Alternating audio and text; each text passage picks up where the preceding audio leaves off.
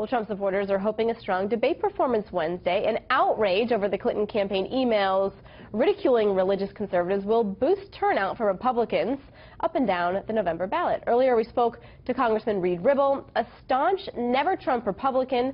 Now Pennsylvania Congressman Mike Kelly, an unwavering Trump backer, joins us from Pennsylvania, one of the must-win battleground states. Sir, thank you so much for joining us. We appreciate it.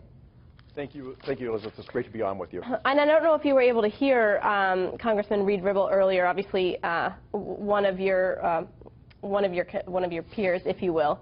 He said Sure. that he is feeling increasingly disgusted. I want to get your response to those frustrations. Well, listen, I do understand the frustration, but I mean, Reed was a never Trump guy from the beginning. I have been a never Hillary guy from the beginning because, as we've seen, there is a public Hillary and there is a private Hillary.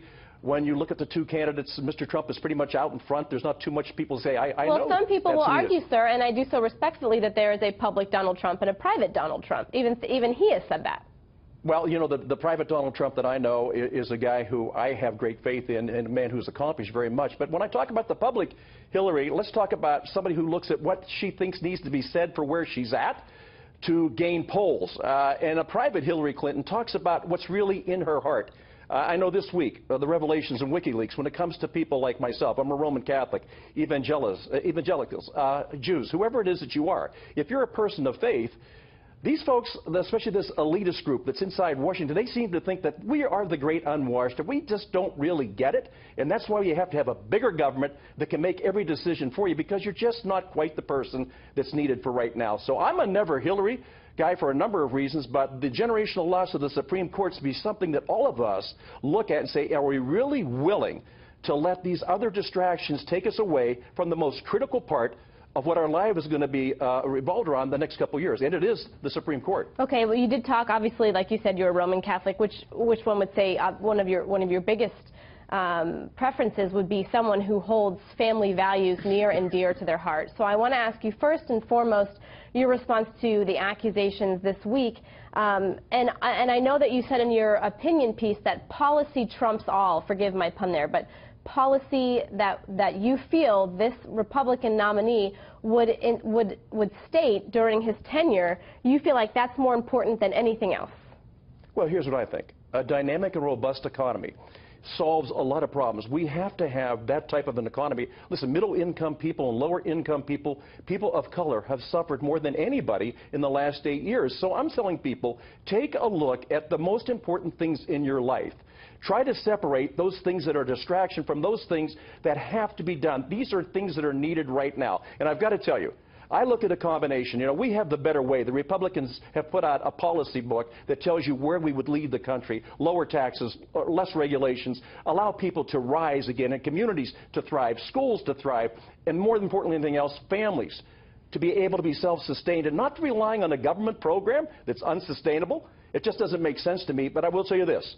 You combine a person who's as deep as the Pacific Ocean in policy as Speaker Paul Ryan.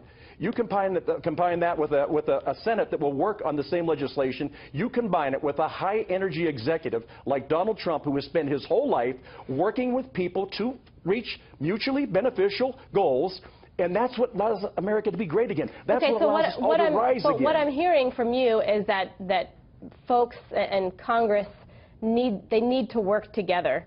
And we just had an example where we had Congressman Ribble on here. You two very much disagree. You are members of the same party. So, we are. So how do you explain that to voters? Well, here's a look. I explain to voters this way. Look at yourself. Look at where you are as a person. Look where you'd like our country to be, where you want your children and your grandchildren to be. Look backwards and see where we are. Now, listen, I have great respect for Reed. He and I are good friends. But he's been a never Trump guy from the beginning. Whenever the primaries were held, and the most votes ever accrued in a Republican primary for president by Donald Trump with 16 other people in that primary, I always say this: the people made the decision. Now, members of Congress may not agree with it. I have friends who are they're dynamic about when they want Trump, and there's some that they're not happy with that. But I said, wasn't it up to our voters? Wasn't it up to the primary process? Wasn't that who we really relied on it? And I'm getting sick and tired of people from Washington think that somehow within that little circle of influence that they know more than the people who are outside, people who I see every day that wake up every morning with one goal, and one goal in mind, Elizabeth, keep this in mind. They want to keep a roof over the head of their children, food on their table, clothes on their back, and save some money for the future. Right. A dynamic and robust economy is the only way to get there. And then the other things, when it comes to Roman Catholics, I am outraged that a group of people, elitists, would sit down and make fun of us and then chastise the person who chooses to have his child baptized as being somehow not worthy. All right, well, Congressman Kelly, I really hate to cut you off, but we're up against a break as far as timing is concerned. I thank you for your time, and we see both sides of the argument. Thank you so much, sir. Thank you.